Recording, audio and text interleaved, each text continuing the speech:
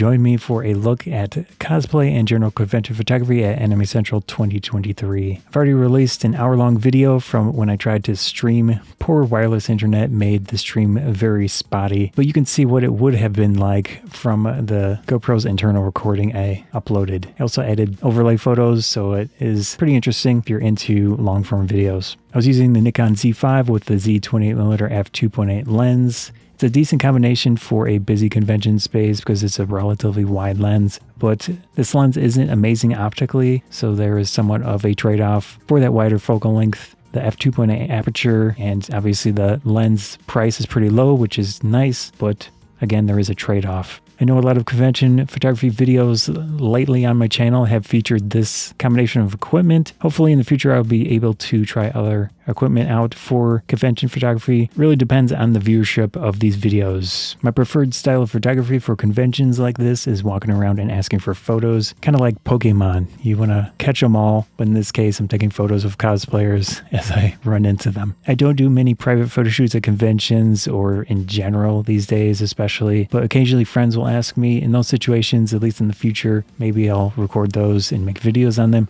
I do have a past video on where one of my friends did a photo shoot. You can check that out. That was with Umo Photo.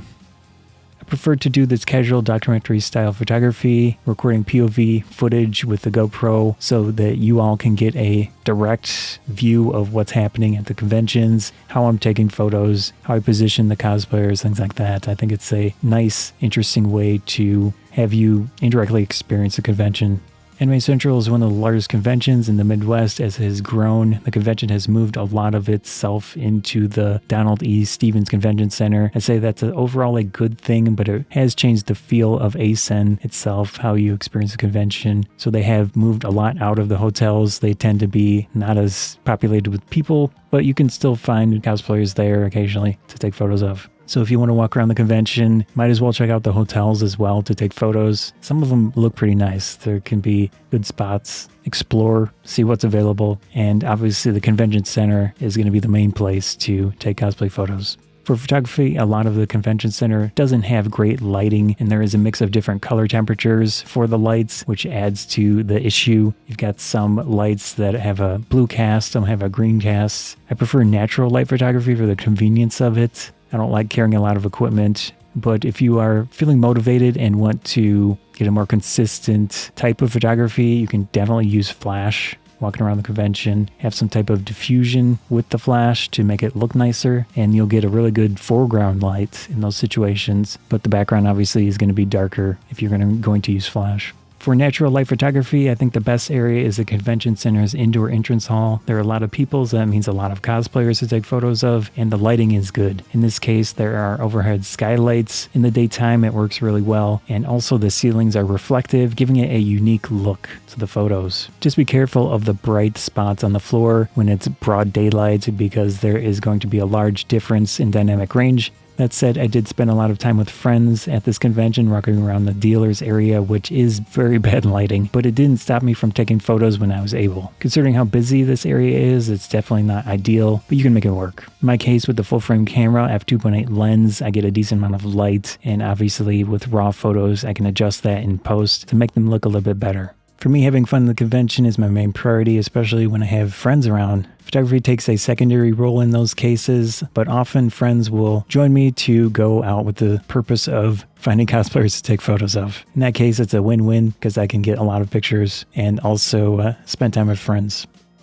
The vast majority of the time, I ask cosplayers directly for a photo. In some situations, there are a lot of people taking pictures. In that case, I'll just get a snapshot and move on. I don't want to bother them. I generally don't do what is called candid photography. I'd suggest not doing that at conventions. It's about respect. Ask the cosplayer for a photo. I think that's the least you can do. I do take general crowd photos, but I consider those a different thing than singling a person out for a candid photo. When in busy convention halls, please be courteous to cosplayers and people around that are trying to enjoy the convention. In my case, I avoid asking cosplayers when they're eating. That's a bad idea and it's rude. They're in intense conversations. You can tell the difference between casual talking and when they're like really trying to decide on where to go or whatever. Also, if they're walking with a purpose, a destination, you can clearly clearly tell, I'd avoid taking photos in those situations. I also tried to be mindful not to block pathways. When you ask for a photo, have a cosplayer stand parallel to any large pathways. You won't have any issues. You'll be able to spend a little bit more time with the cosplayer taking that photo instead of blocking the pathway, and then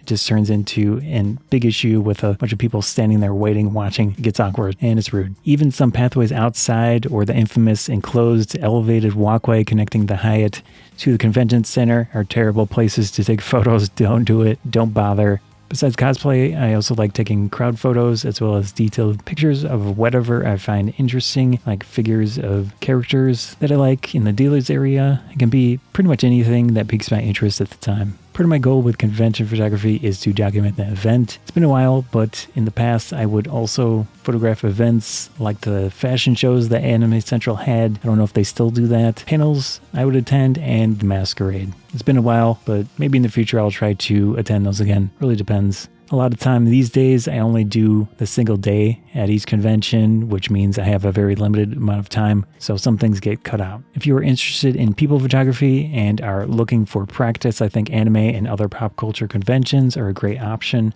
Especially comic conventions like C2E2, which I think is a better first convention rather than anime-focused ones like Anime Central. Really depends what your interests are, though. If you like the Marvel stuff, you like the general culture, Star Wars, things like that, go to a comic convention first. But if you do like anime, obviously Anime Central and similar ones are a great option, because all of the cosplays, all of the costumes will more so relate to that genre. Not to say that you won't find Star Wars people at Anime Central. You definitely will. It just will be less of them. If you're just starting out, it might feel awkward at first, but as you ask cosplayers for photos, it will get easier and easier. You'll start to talk to them more. You might even get a few friends in the process over time. It just takes time. It's not going to be an easy, quick thing if you're just getting started. Anyways, that was a look at photography at Anime Central 2023. I hope you enjoyed the video. Scott Photography Bonsai. Thanks.